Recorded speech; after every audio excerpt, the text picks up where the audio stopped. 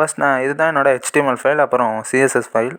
Java script நான் HTML ஃபைல்லே எழுதிட்டேன் script டேக்குள்ளே. ஏன்னா ரொம்ப கம்மியான கோட் தான் இருந்தது. ஸோ ஸ்கிரிப்ட் டேக்லேயே எழுதிட்டேன். ஃபர்ஸ்ட் இந்த HTML ஃபைலை ஒரு ப்ரௌசரில் ஓப்பன் பண்ணிக்கலாம். இதோட பேத்தை காப்பி பண்ணிவிட்டு க்ரோம் ப்ரௌசரில் ஓப்பன் பண்ணுறேன். இதுதான் நம்மளோட டிஜிட்டல் கிளாக். அப்புறம் பேக்ரவுண்டில் ஒரு இமேஜ் இருக்கும், சென்டரில் ஒரு டிவ்வில் நம்ம கிளாக் வந்துடும். இது 2 ஸ்டிக் மாதிரி சூடோ எலமெண்ட் யூஸ் பண்ணேன் CSSல.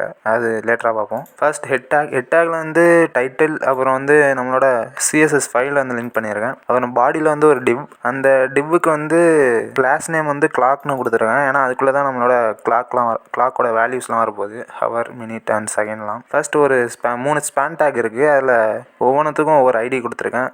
இது ஹவரை டினோட் பண்ணும், அப்புறம் இது மினிட்ஸை, அப்புறம் இது செகண்ட்ஸை டினோட் பண்ணும். இனிஷியலாக எல்லாத்துக்கும் டெக்ஸ்ட் கண்டென்ட் 00 கொடுத்துருக்கேன். நெக்ஸ்ட் ஸ்கிரிப்ட் பார்ப்போம். ஃபர்ஸ்ட் இந்த டேட்டுங்கிற ஃபங்க்ஷன் எதை ரிட்டர்ன் பண்ணுதுன்னு நான் கன்சோலில் காட்டுறேன். நம்ம ப்ரௌசரில் நம்மளோட பேஜை ஓப்பன் பண்ணோடனே அந்த கன்சோலில் அந்த டேட்டுங்கிற ஃபங்க்ஷன் எதை ரிட்டர்ன் பண்ணியிருக்குன்னு வந்துடும். இது என்ன ரிட்டர்ன் பண்ணுதுன்னு பார்த்தீங்கன்னா டே, அப்புறம் மந்த்து, அப்புறம் டேட், அப்புறம் இயர், அப்புறம் டைம். இந்த டைம் தான் நம்மளுக்கு தேவை. அதனால் இந்த டைமை எப்படி கெட் பண்ணலான்னு பார்ப்போம். நம்மளால் டைரெக்டாக டேட்லேருந்து டைமை வாங்க முடியாது. ஸோ அதை ஒரு ஆப்ஜெக்டாக நம்ம க்ரியேட் பண்ணணும். அதுக்கு தான் இங்கே நான் டைம்ங்கிற வேரியபிள் ஒரு ஆப்ஜெக்ட் க்ரியேட் பண்ணியிருக்கேன், நியூ டேட்டுங்கிற ஆப்ஜெக்டை. இப்போ நாம் இந்த டைமை யூஸ் பண்ணி ஹவர், அப்புறம் மினிட், செகண்ட் இதெல்லாம் எடுத்துக்கலாம்.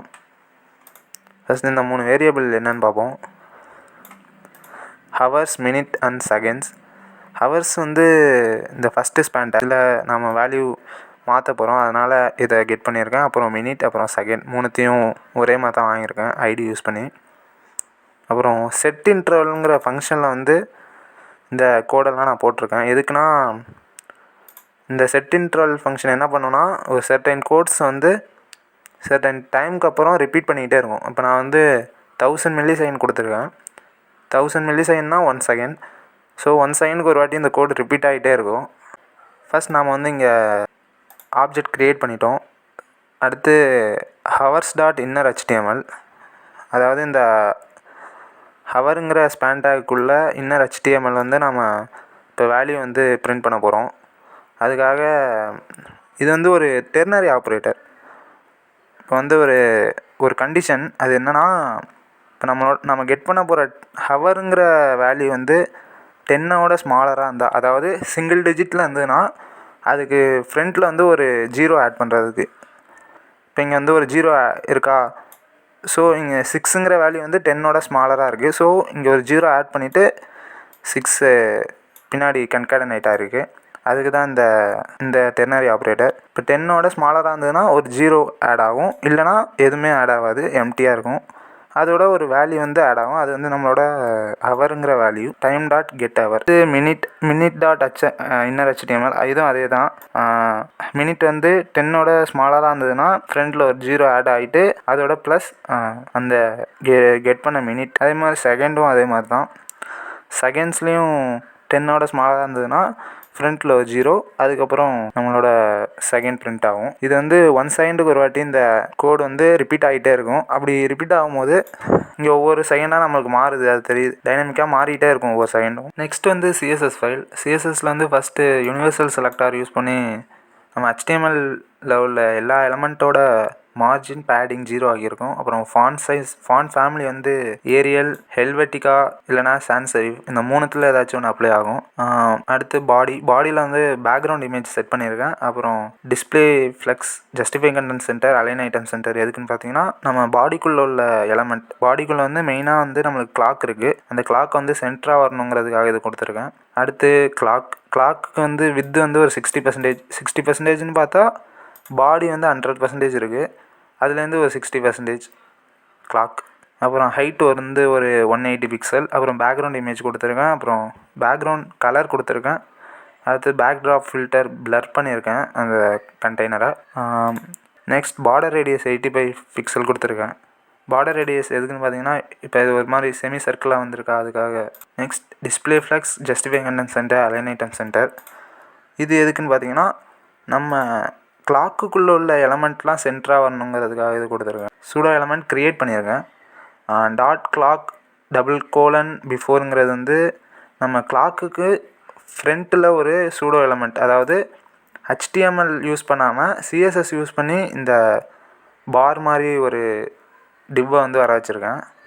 இது பேர் வந்து சூடோ எலமெண்ட். அடுத்து ஆஃப்டரில் ஒரு அதுக்கு வந்து கண்டென்ட் எதுவும் கொடுக்கல. வித் வந்து 20 பிக்சல், ஹைட்டு 500 பிக்சல். அப்புறம் பேக்ரவுண்டில் வந்து ஒரு லீனியர் கிரேடியன்ட் யூஸ் பண்ணியிருக்கேன், அதாவது பிளாக்கும் எல்லோவும் சேர்ந்து வர மாதிரி லீனியர் கிரேடியன்ட். அடுத்து பொசிஷன் ரிலேட்டிவ் டாப் -120 பிக்சல், அப்புறம் லெஃப்ட் -50 பிக்சல். இது வந்து இது மாதிரி ஒரு வெர்டிக்கலாக இருக்கிறதுக்காக நான் யூஸ் பண்ணேன். அடுத்து ZIndexs -1. ZIndexs -1 எதுக்குன்னு பார்த்தீங்கன்னா, இப்போ வந்து இந்த கிளாக்குக்கு பின்னாடி வந்திருக்கு இந்த பார், அதுக்காக வரணுங்கிறதுக்காக அது ZIndexs -1 யூஸ் பண்ணியிருக்கேன். அதே மாதிரி இந்த ஆஃப்டரில் பேக் சைடில் வர பாருக்கும் அதே கோட்ஸ் தான். தென் ஒரு ஸ்பேன் டேக். இந்த ஸ்பேன் டேக்கில் வந்து ஃபாண்ட் சைஸ் 80 பிக்சல், கலர் வந்து இந்த எல்லோ கலர் கொடுத்துருக்கேன். Next display inline black. இந்த ஸ்பேன் டேக்கில் வந்து ஒரு பிஃபோர் சூடோ கோட் யூஸ் பண்ணியிருக்கேன், க்ரியேட் பண்ணியிருக்கேன். அதில் வந்து கண்டென்ட் எதுவும் கொடுக்கல. ஃபாண்ட் சைஸ் ஸ்மால், அப்புறம் position relative top 20 pixel, left 50%. அது எதுக்குன்னு பார்த்தீங்கன்னா, பொதுவாக இந்த 3 ஸ்பேன் டேக்குக்கும் ஒரு பிஃபோர் சூடோ கோடு க்ரியேட் பண்ணிட்டேன். அதில் கண்டென்ட் வந்து ஹவர்ஸுங்கிற ஸ்பேன் டேக்கு வந்து கண்டென்ட் ஹவர்ஸ், அப்புறம் மினிட்டுங்கிற ஸ்பேன் டேக்கு வந்து கண்டென்ட் வந்து மினிட்ஸ், அப்புறம் செகண்டுங்கிற ஸ்பேன் டேக்கு வந்து கண்டென்ட் வந்து செகண்ட்ஸ். அது வந்து நம்ம பொசிஷன் ரிலேட்டிவ் யூஸ் பண்ணி டாப்லேருந்து 20 பிக்சல் கீழே, அப்புறம் லெஃப்ட் வந்து 50% கொடுத்ததுனால நம்மளோட இந்த ஹவர்ஸுக்கு கீழே ஹவர்ஸ் வந்துடும், அப்புறம் மினிட்ஸுக்கு கீழே மினிட்ஸ் வந்துடும், அப்புறம் செகண்ட்ஸுக்கு கீழே செகண்ட் வந்துடும். நெக்ஸ்ட் ஸ்பேன் டேக் ஆஃப்டர் ஒன்று யூஸ் பண்ணியிருக்கேன். ஆஃப்டர் எதுக்குன்னு பார்த்தீங்கன்னா, இங்கே நம்ம ஹவர்ஸுக்கு பக்கத்தில் ஒரு கோலன் இருக்குது, அப்புறம் மினிட்ஸுக்கு பக்கத்தில் கோலன் இருக்குது. அதுக்காக தான் ஃபஸ்ட்டு ஆஃப்டரில் ஒரு கண்டென்ட் க்ரியேட் பண்ணிவிட்டு எம்டி கண்டென்ட்டாக வச்சுட்டு, ஹவர்ஸுக்கு ஆஃப்டரில் வந்து கண்டென்ட் வந்து ஒரு செமிகோலன், அப்புறம் மினிட்ஸ் ஆஃப்டரில் வந்து ஒரு செமிகோலன். இது வந்து சூடோ எலமெண்ட்ஸ். அவ்வளோதான் guys, the digital clock video. Thank you guys.